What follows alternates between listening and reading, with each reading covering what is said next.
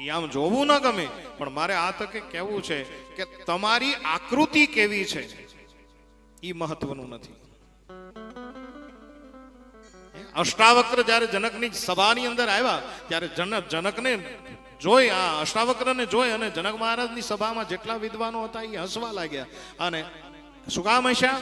બોલે અષ્ટાવક્ર 8 અંગથી વાંકા છે. એટલે શરીરનો બાહ્ય દેખાવ જોયો અને વિદ્વાનો જયારે હસ્યા ત્યારે જનક મહારાજને પણ જડ કીધા, એ જડ જનક, આ મૂર્ખાઓની સભા ભરીને બેઠો છું.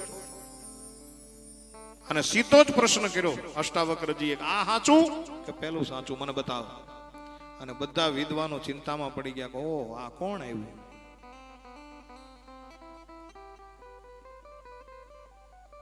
તો તમારો દેખાવ કેવો છે એનું મહત્વ નથી, તમારી આકૃતિ કેવી છે એનું મહત્વ નથી,